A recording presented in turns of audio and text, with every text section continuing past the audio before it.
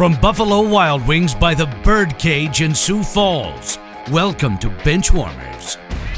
Today's featured guests are sports reporter for the Argus Leader, Mick Garry, president of the Sioux Falls Skyforce, Mike Heineman, owner of the Sioux Falls Stampede and Sioux Falls Canaries, Gary Weckwerth, and our host, Midco Sports Network's Tom Nieman. Hello, welcome to Benchwarmers. We are at Buffalo Wild Wings in Sioux Falls, and we've got the NBA draft this week. We got the NHL draft. We'll talk some Stampede hockey with Gary Weckwerth. We'll get to all that, but we are coming off a weekend of America's National Golf Championship, the U.S. Open. I thought it was thrilling. I thought it was drama. There were complaints all over the place about the course and the TV coverage. I got sucked in by it. I thought it was great. Mikey, did you watch? What'd you think? Oh, yeah, I watched a lot of it, and I thought it was great, too. I mean, a lot of complaining about the course, but, you know, at the end of the day, the best player won, so there's something to be said for that, and obviously feel bad for Dustin Johnson the way he missed those last two putts, but it's probably happened to everybody before, so it just happened to him on the biggest stage, unfortunately. Mickey, what'd you think? I really enjoyed it. That was entertaining, and as much as I think they were really concentrating on the criticisms on the greens, and it's like, go ahead and give us this stuff if you want, but at least give us a fair playing surface so the ball's not hopping around. And they couldn't give them that. I would guess that was the biggest beef, but otherwise, huge entertainment yesterday, and like he said, the best player in the world ended up winning. So how much was justice served there? In a way, I'd say yes. Yeah, most of the best players rose to the top. Ricky Fowler was pretty disappointing. Phil Mickelson, who knows what he's going to be doing the rest of his career, but he wasn't up there. But Weck, former TV guy, you know about TV production. What did you think of the production when Fox took over? Well, I didn't realize it was such a big to-do until I started watching Twitter and people complaining about it.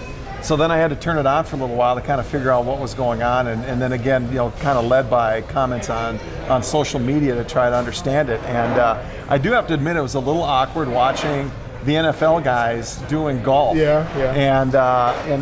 But at the same time too, I want to cut them some slack. Like, it's their first go at it. You did have the challenging course, not only from a player's perspective, but from covering it. How do you get the angles? How do you get the shots? I did like some of the little things like the microphones in the cup, things like that. But for the most part, it was awkward not listening to the tone that the announcers had. The analysis I was kind of taken back by, that I thought some of the guys they did not provide some of the analysis on the greens, like it's going to go this way, it's going to go that way, especially toward at the end. Watch for that putt, like telling Dustin Johnson that putt's going to break left. Or a lot of times they bring in context of how that day's gone and what other people have done from that spot today. Right. Everybody's coming up short on this putt, that sort of thing. But they didn't want to be the other networks. I think that was part of it. It wasn't that they were inept. No, I think it was just they were trying to do something different. Right, and they're trying to do something edgy and get a different crowd. The studio.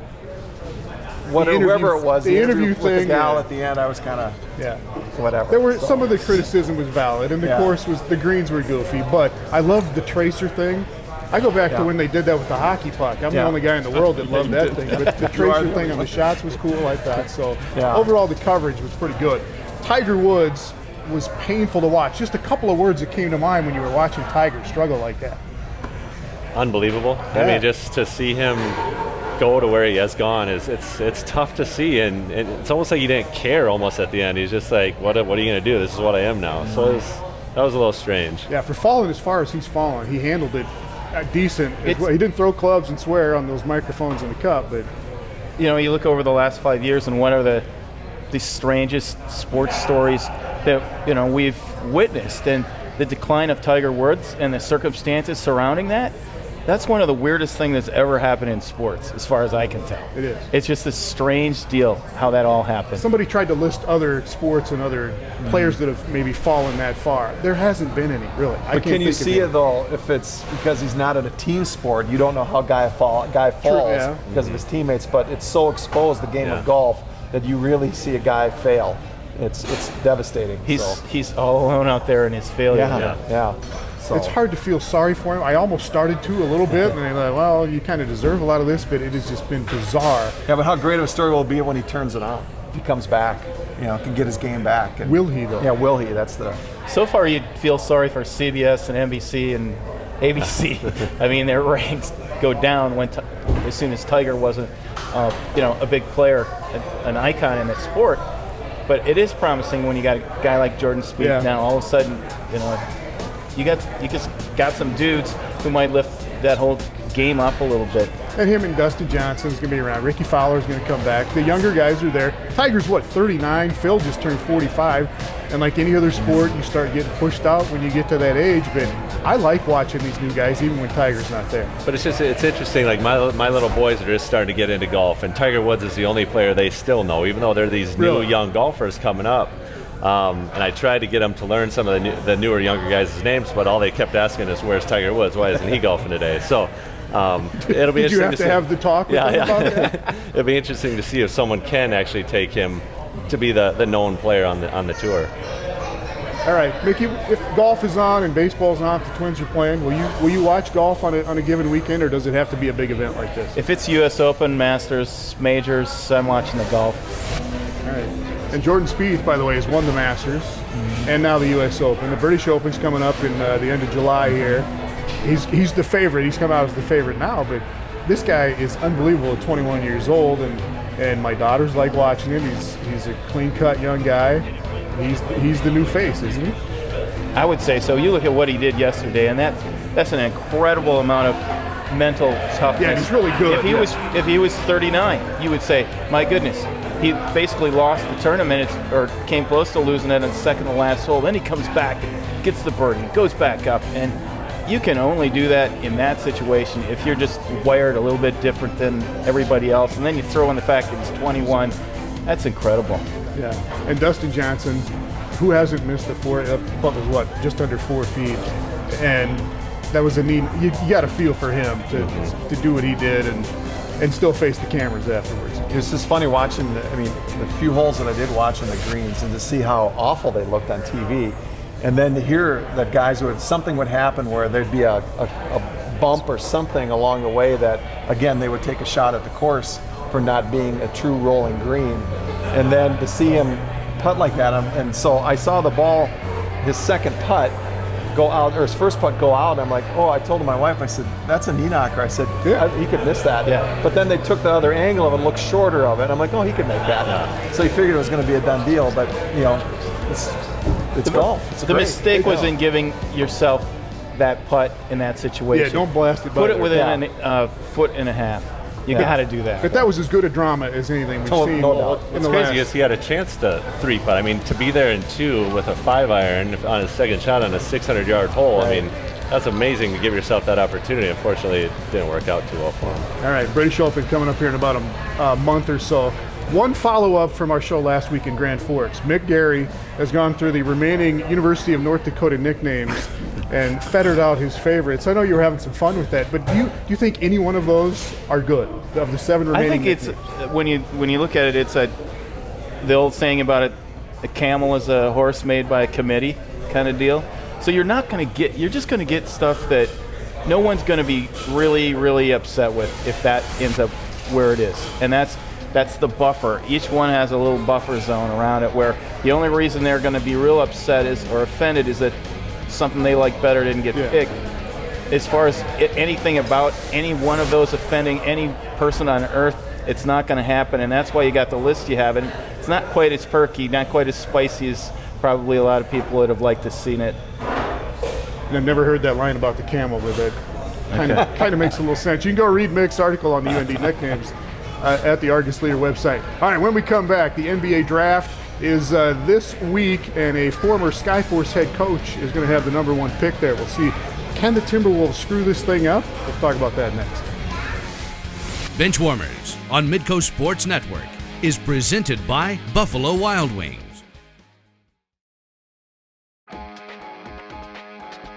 Welcome back to Benchwarmers at Buffalo Wild Wings here in Sioux Falls. The NBA draft is this week, and the Minnesota Timberwolves with General Manager Flip Saunders, former head coach of the Sioux Falls Skyforce, he's got the number 1 pick.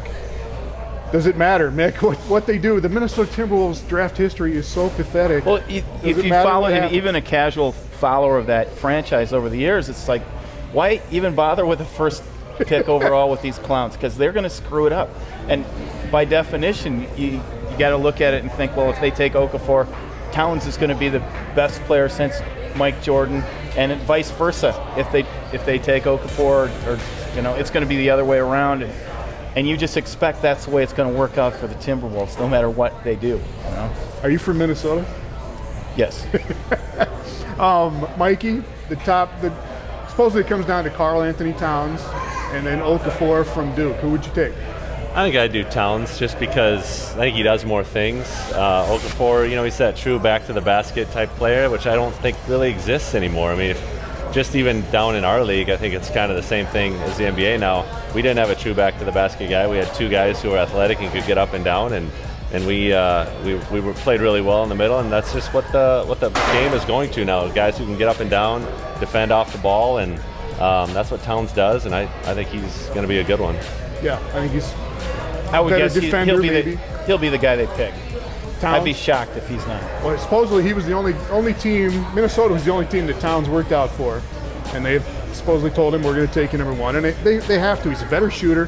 Okafor, by the way, a free throw shooter. You're talking about Hackle, whoever in the NBA now. Okafor shot 51% on free throws in his senior season. Towns was at 81%. Towns can shoot the three. Yeah. It's got to be Karl Anthony Towns, but D'Angelo Russell of Ohio State is up there in those top three, and then Okafor. But like Mike was talking about, Weck, when you watch NBA or watch D-League now, it's smaller lineups.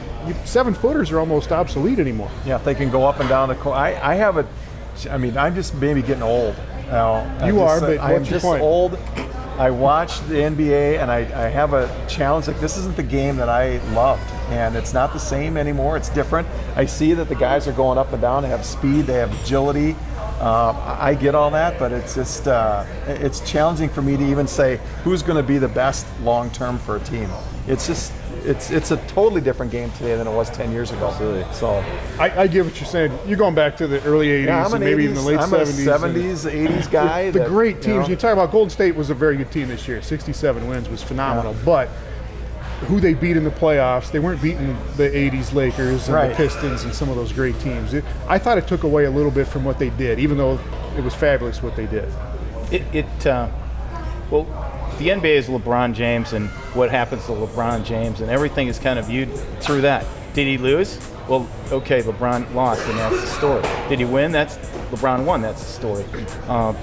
And I would guess when you have him on your team, that it's not a aesthetically pleasing game to watch when one guy's dominating the ball all the time. I think Golden State, you would know better than me, but kind of worked on some of the more traditional principles with the spacing and making sure you got optimal spacing as much as possible. Well, it helps when you got shooters like they have. I mean, to space the floor with Steph Curry and Klay Thompson, I mean, that's what every team wants, is guys who can stretch the defense. And if you don't have those, then it's just a one-on-one game, and that's something no one wants to see. But when you got guys who can space the floor and shoot, then it's. I love watching today's game.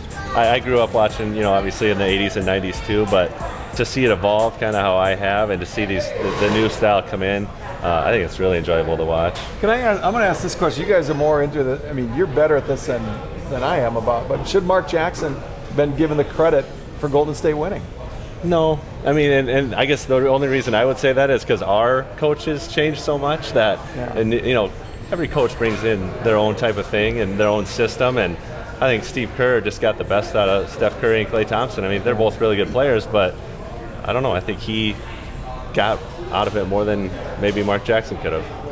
All right. And you can build a team through the NBA draft. Golden State, in the last 5 years, they picked Steph Curry, Klay Thompson, Harrison Barnes, Draymond Green, and Festus Ezeli were all draft picks that they have kept in the last 5 years that were a big part of their NBA winning team. You can build a team through the draft, which the T-Wolves have got to learn how to do. And you look at who they've got there with Ricky Rubio. They got Andrew Wiggins. They've got some pretty good building blocks there. And if they make the right choice, they can start building on that, can't they, Mick? Even though I know you're down and down on them. If you can get great chemistry without a top 5, 10 player, that top 5 in the league or top 10 in the league, if you can really develop the chemistry, you can pull it off that way. But otherwise, a couple of your first-round picks, they can't be solid pros. They got to be 5-6 year all-star team guys. and good all-stars. In order, if you want to win, you have to draft some guys who become genuine NBA stars, and that's really what they haven't been able to do. And the last few picks, the number one picks have been very good. Andrew Wiggins, Anthony Davis, Kyrie Irving over the last couple of years, Anthony Bennett. The Timberwolves have the last two number one picks on their roster right now at Anthony Bennett and Andrew Wiggins. So if they can add another here, there is no excuse going forward. We're out of excuses anyway for the Wolves on how bad they can mess things And Bennett up. would be an example of a guy who's not going to be this all-time great player. Anthony Bennett, yeah. No, yeah. but now he's all right. I mean, in 1 year, you have the overall pick go from, well, we think he's going to be really good to, hopefully he can help us, a complimentary guy. All right. Got to be Towns for the Wolves. We'll see what happens on Thursday. But just finish up with this, Mikey. The Skyforce is part of a organization now that it's directly involved with the NBA team. The Miami Heat are your parent club. It's a hybrid organization where you kind of share ownership and operational capabilities. That's where the D-League is going right now, right? Explain how the D-League is set up right now as far as NBA ownership of teams. Yeah, right now there's two models you can have. NBA-owned teams. That's just like the Spurs own well, now they're the Austin Spurs. Yeah. The Lakers own their D-League team, but then like with Miami, they just basically rent out our basketball operations. So they're in charge of everything basketball, the coaches, the players, anything that is basketball related, they make the decisions for. And that's kind of where the league's going. Some teams that are coming in are choosing to do hybrids, some are choosing to buy their own team. It's just a matter of how much you want to put into it, because it's obviously a lot more time to put into to running an entire team, an entire organization, than it is just the basketball part. But I think our league is going to be 30 teams in the next 5 years, because there's just so much demand by NBA teams that don't have a hybrid or an NBA owned, like a D-League team, to get into the game, because they're definitely at a disadvantage to the teams that have an affiliated team. So, and they're letting the league know about it, that they feel at a disadvantage, and they think they should be able to get their team now. But the league's trying to grow at a steady pace, so we're not just throwing them in cities and having them fail, but at the same time they got to balance what's fair to the rest of the teams that don't have teams. So it's a interesting next couple of years for our league. It's where it should be, really. Yeah. We talked about this 10, 12 years ago. We need to get to a one-to-one affiliation with NBA teams to D-League teams, and you think it's going to get there in short order, right? Yeah, I do. And the biggest obstacle, obviously, is finding enough players to play in our league. Right now we're at 18. You get to 12 more teams. Are there enough good guys to stay in this league or to come back from overseas? So All right. We'll see. All right. Speaking of Sioux Falls sports franchises, we're going to talk about the Sioux Falls Stampede. The NHL draft is coming up this week as well. Do the Stampede have anybody there? And is this a hockey team, a hockey town now? We'll talk about that. Benchwarmers on Midco Sports Network is presented by Buffalo Wild Wings.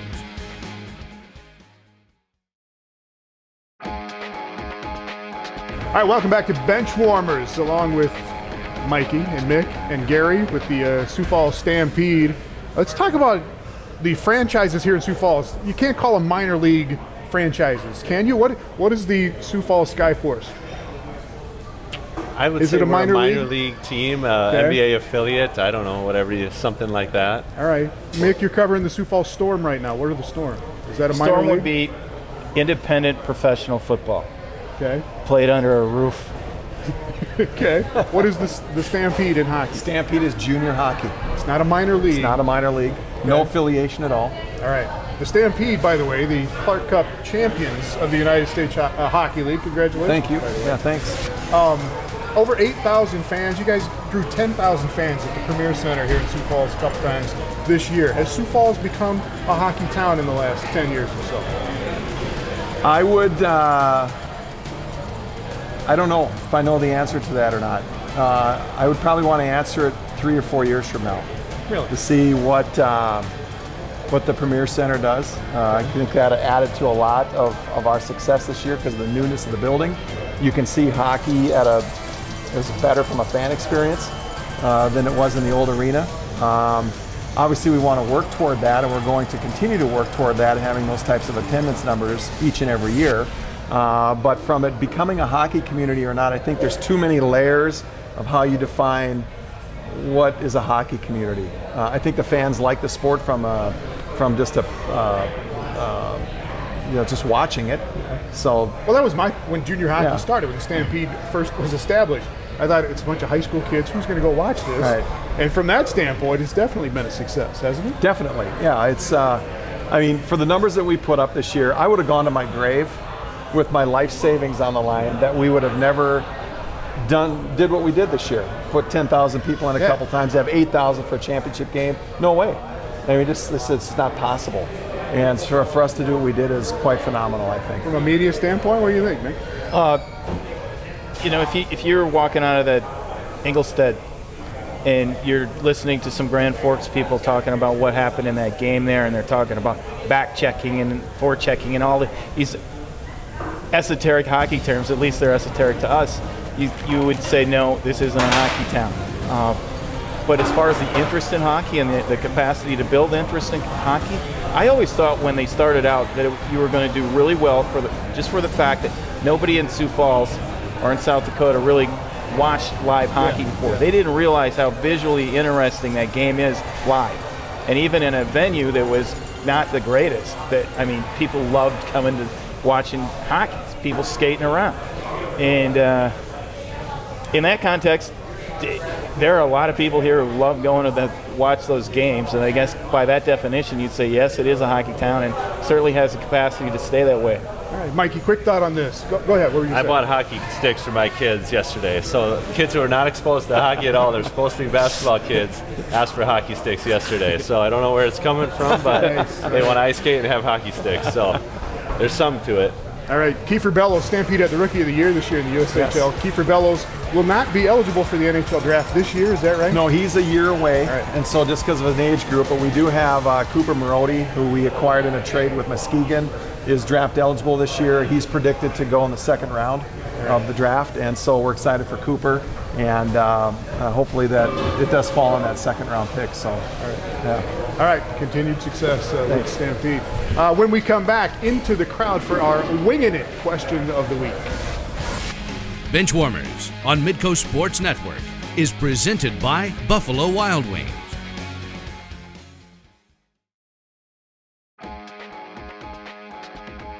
Welcome back to Benchwarmers. Time for our Winging It question. We go into the crowd and ask somebody what they want us to talk about, and here is Austin Bramley. Hey, thanks, Tom. I'm here with Jeremy from Michigan, who's in Sioux Falls for the day. Jeremy, what's your question for our panel? Well, Austin, we're looking forward to this year's football season, but I have two words that we have to question. Roger Goodell. Given the instances that has taken place last year, does he deserve to keep his job? Thanks a lot. What do you guys think? All right, thanks, Jeremy. And Mick, that's a pretty broad question. Should Roger Goodell keep his job as NFL commissioner? I think it's time to move on there. Really? I think that he had a nice start, and it really looked like the emphasis was on cleaning things up and all that. But I think, honestly, he's dealing with a union that is comparatively not nearly as strong as the other professional leagues, and that went to his head. I think that he got power, and he decided he could do whatever he wanted. To a certain extent, that's overstating it, and he had latitude that he didn't make the most of, and he kept getting himself in trouble. And I think a sense of proportion maybe he's lacking there for a person in that position. And try somebody new. So what do we want? Just a guy who's going to crack heads on these knuckleheads that do things wrong? I think you have to do it with more discretion than he did it with. This is a corporate America. I mean, it's not a commissioner guy who's just like, let's pick guys today. And so there's more. It's so complex. There's more to it. We don't know half of the things that this guy's got to deal with. So not that I don't disagree with what you're saying, but I just think there's more to it that none of us really know behind closed doors and what it takes to run that. Yeah, I hear you, Mikey. You know, obviously, if he's making the owners happy with the deals he keeps bringing in, he's going to keep his job. So. Yeah. All right, great. All right, when we come back, our poll question: what should the Timberwolves do with that #1 pick this week? Benchwarmers on Midco Sports Network is presented by Buffalo Wild Wings.